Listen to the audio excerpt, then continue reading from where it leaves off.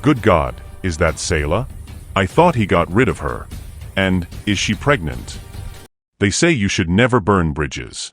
But sometimes, the only way to see the path forward is by the light of the bridge you were forced to burn.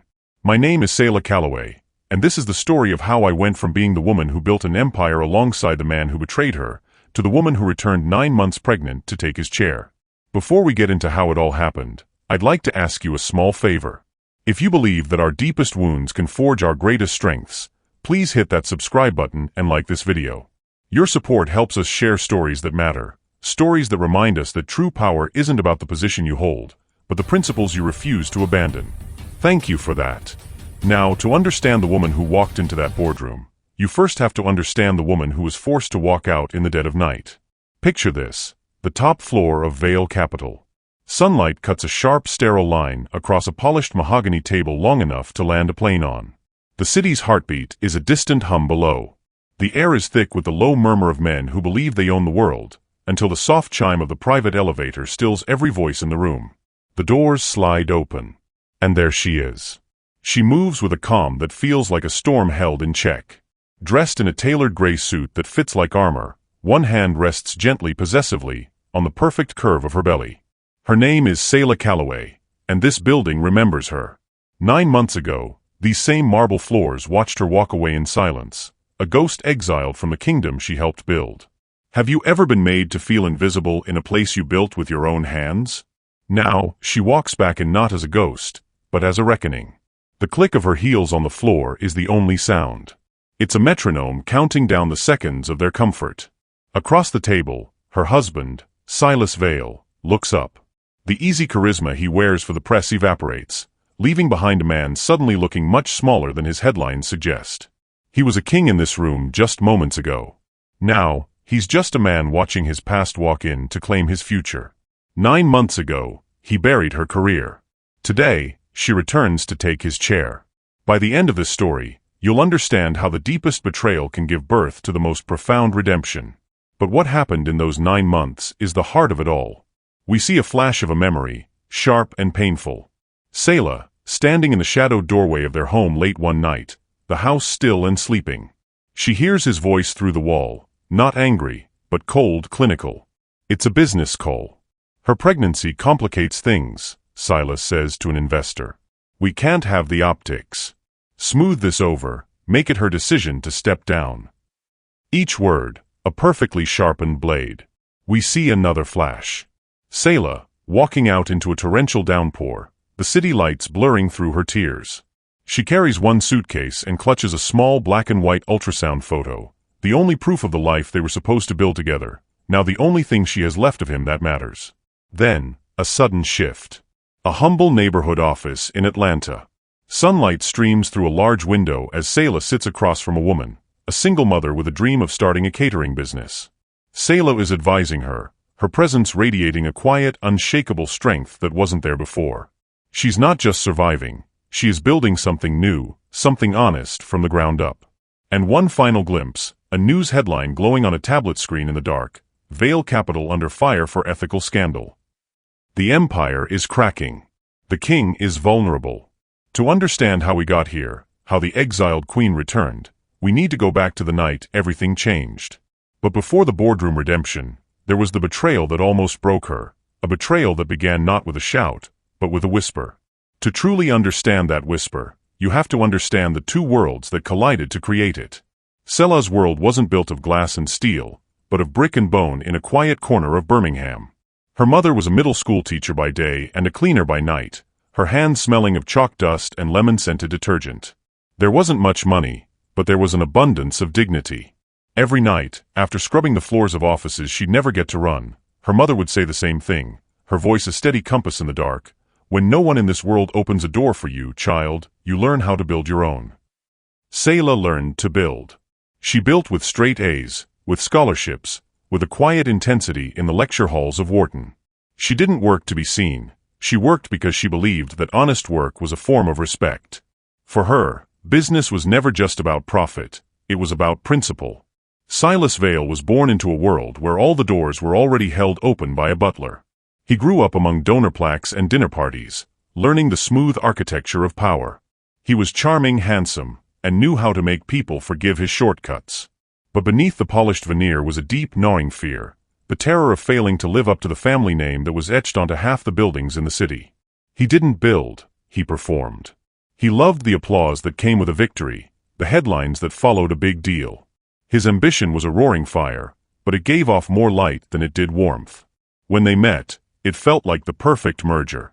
He was captivated by her unshakable substance. She was drawn to his dazzling ambition. Together, they founded Veil Capital on a promise: to find and fund the overlooked entrepreneurs, the ones with good ideas but the wrong last names. For a while, that promise felt real. They were a power couple, he the charismatic figurehead, she the brilliant, moral engine. They fell in love building something that was supposed to last. Then came the moment that should have stitched them closer together, but instead, it exposed the fault line running right through their foundation. One quiet Tuesday evening, in the stillness of their bathroom, Selah saw the two faint pink lines on a pregnancy test. It was a silent, breathtaking confirmation of a new life. She told Silas with a soft smile, her hand over her own, expecting the world to pivot on its axis in a moment of shared sacred joy. He smiled, of course. He held her and kissed her forehead. But his eyes were distant, like a man studying a beautiful painting he suddenly realized he couldn't afford. He looked proud, but she felt a sudden chill, a sense that he was already calculating its cost. That cost became clearer in the weeks that followed. A major acquisition was on the line, investors were getting nervous about the market, and the pressure on Silas was immense. He started staying later at the office, his calls became more hushed, and the easy laughter between them was replaced by a tense, unspoken static. He told himself it was for the good of the company. He told himself leadership required sacrifice. What he didn't tell her was that he had already decided she was the sacrifice to be made. The whisper finally came on a rainy Thursday night. Selah couldn't sleep, the baby inside her restless. She went downstairs for a glass of water, the house cloaked in that deep 3 a.m. silence. But a sliver of light shone from under Silas's office door. And she heard his voice, not the loving voice of her husband, but the cold, strategic voice of a CEO managing a liability. Her pregnancy complicates things, he said to someone on the phone, his tone smooth as polished stone. The board is already skittish. We can't have the optics of an incoming CEO taking 6 months off right after the merger. It signals instability. There was a pause. Selah held her breath, her heart hammering against her ribs. No, we won't fire her. We'll make it her choice. A generous exit package. We'll frame it as a chance for her to step down and focus on her family. It's cleaner that way. Cleaner. That was the word that broke her. Not cruel, not evil. Just clean. A problem to be managed, an asset to be liquidated. She didn't gasp. She didn't cry out. The betrayal was so profound, so administrative, it stole the air from her lungs. She backed away from the door, her hand instinctively protecting her belly, and walked back up the stairs in absolute silence. In less than 20 minutes, she had packed a single suitcase. She didn't take the jewelry or the art. She took a framed photo of her mother, her Wharton diploma, and the small grainy ultrasound picture from her wallet. She walked out of that house without a single word, vanishing into the rain-slicked night. That night, she didn't just lose her husband, she lost her name on the building they had built together. Here's a question for you, and I want you to be honest.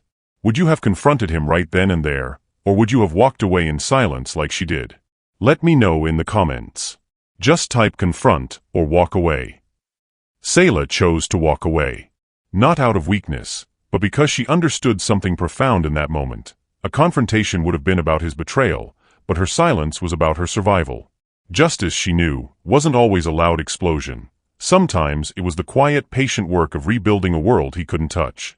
Her new world was her Aunt Clara's small, sun-drenched house in a quiet neighborhood in Atlanta.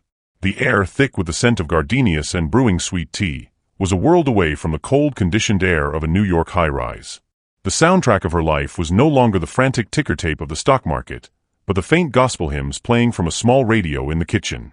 In the beginning, the quiet was deafening. She'd sit for hours on the porch, her feet swollen, one hand resting on her belly, feeling the slow, rhythmic kicks of the life growing inside her. That life was her anchor in a storm of grief. The grief was a physical weight, a constant ache behind her eyes. How do you mourn a man who is still alive?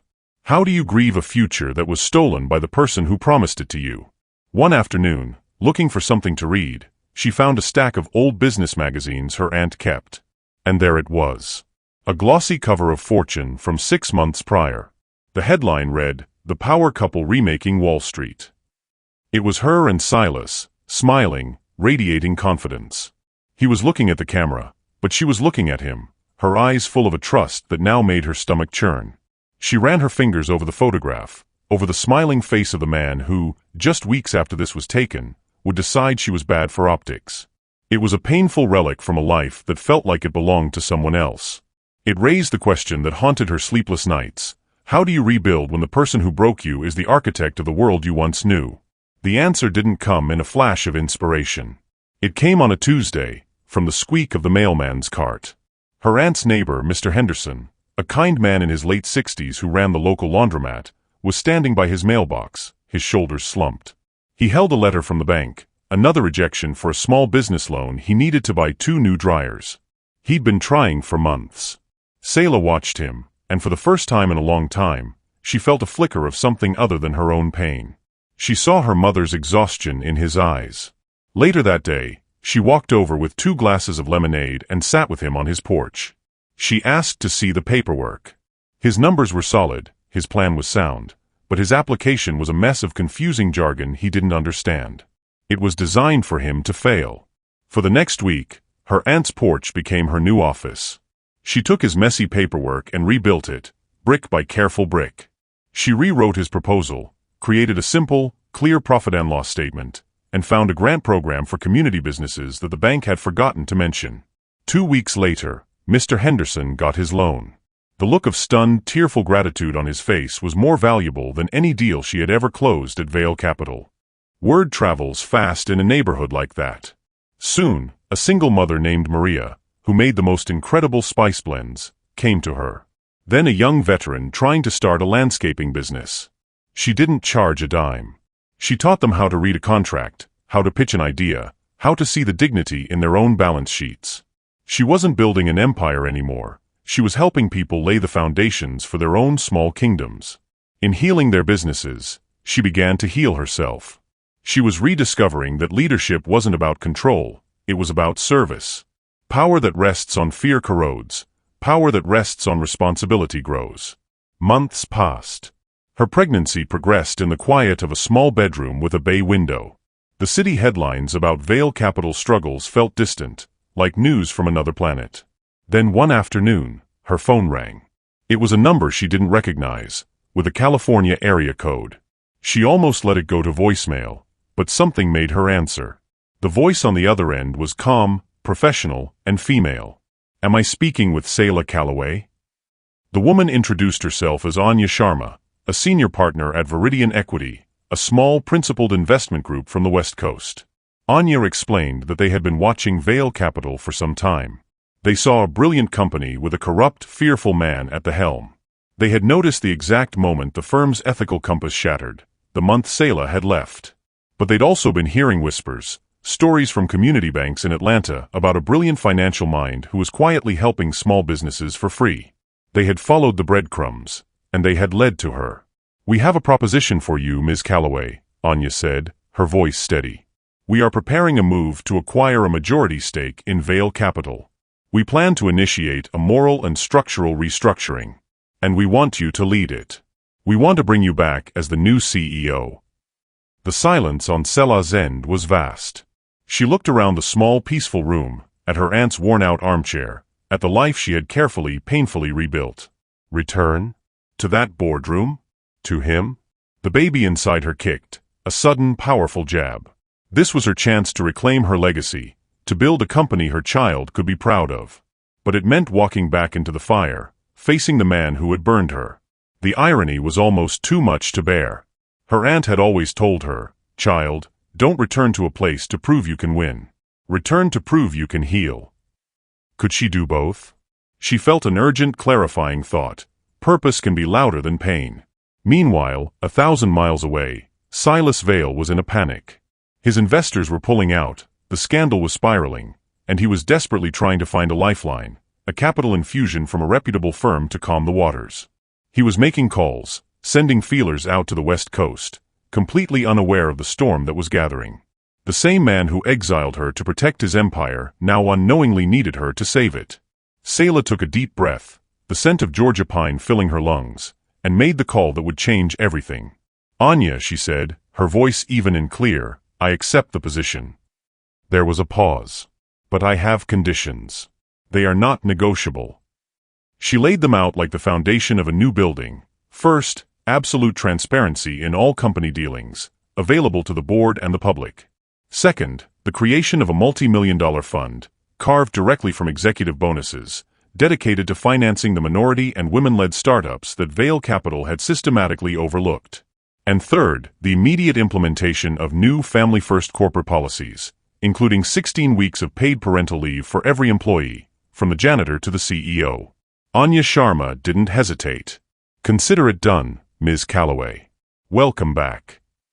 Later that evening, Sayla sat on the porch with her Aunt Clara, watching the fireflies begin their nightly dance. "Are you ready for this, child?" Clara asked, her hand resting on Sayla's. Sayla looked out into the twilight. "I'm not going back to fight him, Auntie. I'm going back to fix what he broke." Her aunt smiled, a knowing, gentle smile. "I know. Don't you ever return to a place just to prove you can win. You return to prove you can heal." 1,000 miles away, Silas Vail was not healing. He was celebrating. He was in his sleek, minimalist office, a glass of expensive scotch in his hand, leaving a triumphant voicemail for his lawyer. He believed he had just secured a lifeline investment from a prestigious West Coast firm, Viridian Equity. He felt the familiar thrill of the win, the relief of having performed his way out of another crisis. Then, his computer chimed. It was an email from his board of directors. The subject line was Urgent, Leadership Transition. He opened it. His smile froze, the scotch glass halfway to his lips. He read the press release, his eyes scanning the words, but his brain refusing to process them. Restructuring. Majority stake acquired by Viridian Equity, new leadership, effective immediately. And then he saw her name. Sayla Calloway, appointed Chief Executive Officer. The glass slipped from his fingers and shattered on the marble floor. It started as disbelief, a cold, sickening wave of it. This had to be a mistake, a corporate nightmare. Then came the panic, the frantic realization that he had been completely and utterly outmaneuvered. He, Silas Vail, the master of the game, hadn't even seen the board being taken from him. And finally, a hot, blinding surge of rage. She was supposed to be gone. A footnote. A quiet, sad story he told himself he regretted. How dare she? How could she do this to him? The next morning, the elevator doors slid open. We are back in the boardroom, but now we understand the silent war raging beneath the surface. Sayla walked in, her pregnancy no longer a liability, but a symbol of the future she was building. The whispers of the board members died instantly.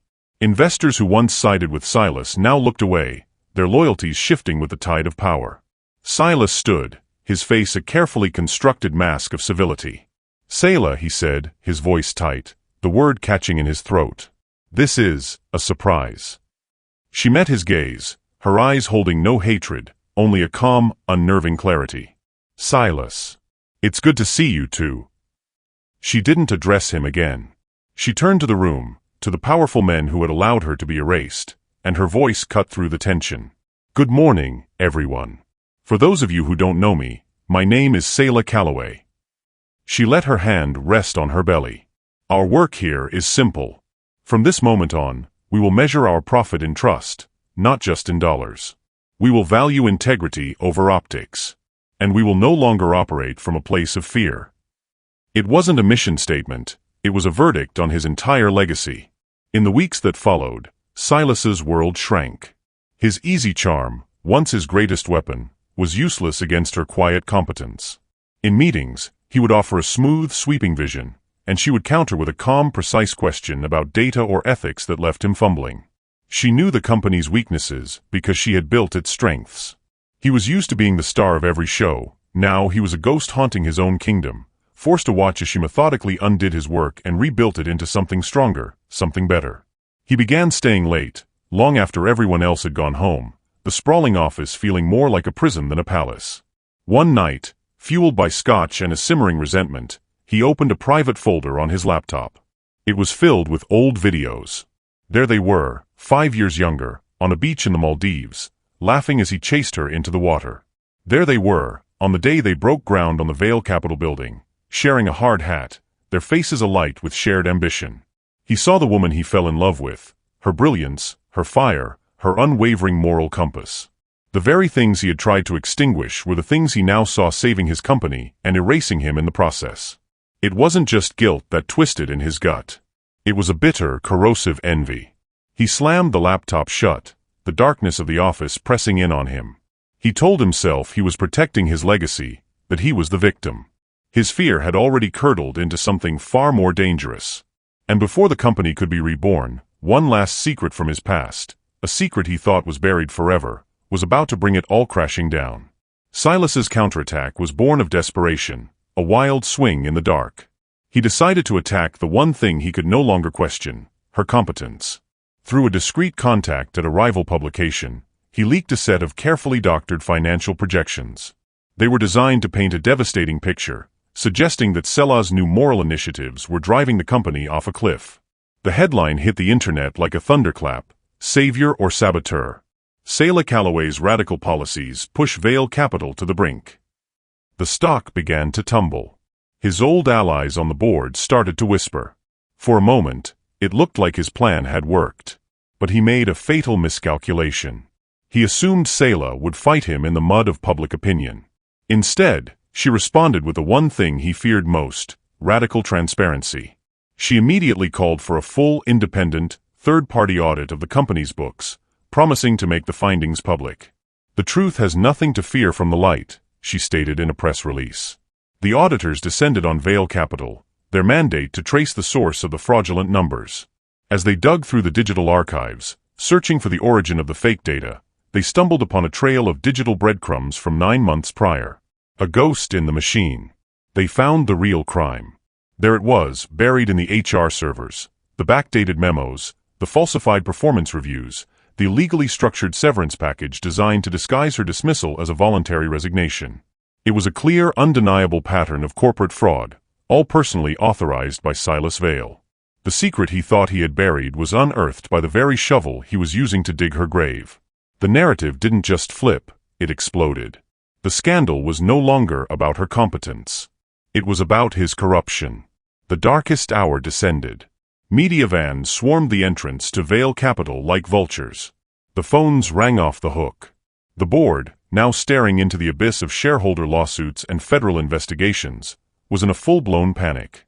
In a heated emergency meeting, they surrounded Selah, their voices a chorus of fear. You have to cut him loose, Selah. Fire him. Issue a statement condemning him. We need to save the company. What they meant was, save us. They were urging her to perform a public execution, to offer him up as a sacrifice so they could all survive. Later that night, Selah stood alone in her office, the city lights a sprawling galaxy below. The file from the auditors lay on her desk, a weapon holding enough power to obliterate Silas completely. She had the board's blessing. She had the moral high ground. She had every right to exact her revenge, to give him the clean, surgical ending he had planned for her.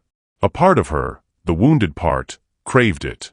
But she looked at her reflection in the floor-to-ceiling glass, her pregnant form a silhouette of creation against the city's harsh lines. She thought about the world she wanted her child to inherit, a world built on more than just winning and losing. And she knew with a certainty that settled deep in her bones, that you can't heal the world by becoming what broke you. Just as her resolve solidified, there was a tentative knock on her door. It was a young junior analyst named Ben, a man she barely recognized. He was pale, his hands trembling as he clutched a thin manila folder. CEO Calloway, he stammered, I have something you need to see. He confessed that 9 months ago, Silas had personally ordered him to process and bury the original paperwork from her dismissal. He'd been terrified to speak up, but watching her handle the new crisis with integrity had given him courage. He opened his folder, revealing the original undoctored documents, the final irrefutable proof of Silas's conspiracy. He told me to bury this, Ben said, his voice shaking. But I couldn't. You deserve the truth. Selah took the file, her eyes meeting his. She saw not an employee, but a man trying to find his way back to his conscience. In that moment, her path became crystal clear. "Thank you, Ben," she said, her voice soft but firm. "It takes immense courage to do what you just did. You have my word, your job is safe here." She wasn't just accepting evidence. She was building a new culture, one where truth was rewarded, not punished. Armed with the final piece of the puzzle, Sayla could have ended it quietly. She could have handed the file to the board, and Silas would have vanished by morning. But a quiet end would have left the sickness in the company's soul to fester. It needed to be cleansed by the light. She picked up her phone and called her assistant. "Schedule an emergency board meeting for 10 a.m. tomorrow," she instructed. "And send an invitation to the press." Her assistant was stunned. "The press? Ma'am, it will be a circus." Sayla looked out the window, a quiet resolve settling over her. "A circus is what happens in the dark," she said. "This is going to be a moment of truth." 9 months ago, she had walked away in silence to survive. But this time, she wouldn't walk away. She would walk through. The boardroom was a tinderbox of flashing cameras and hushed, frantic whispers. It felt less like a corporate meeting and more like a public trial. At the head of the long table, Silas sat, pale and cornered, a king deposed in his own court. The press, the board, the investors, they all watched the woman at the podium, the woman who held the entire company's fate in her hands. Sayla stood in the center of the storm, perfectly still. She didn't begin with anger. Her voice was calm, measured, the voice of a teacher, not a prosecutor. She laid out the facts of the leaked financials, presenting the auditor's report that exonerated her completely. Then, she moved to the real issue. She projected the evidence of her dismissal onto the large screen behind her, the illegal severance, the backdated memos, the clear, methodical paper trail of his fraud. The room held a collective breath. This was it. The killing blow. The reporters leaned forward, pens poised, ready for the headline. But the final, damning slide never came. Instead, Sayla paused, turned away from the screen, and looked directly at one person, Silas. The silence in the room was absolute. "The facts are clear," she said, her voice softening just enough to draw everyone in. "But facts are only part of the story. They tell us what happened, but they don't tell us why.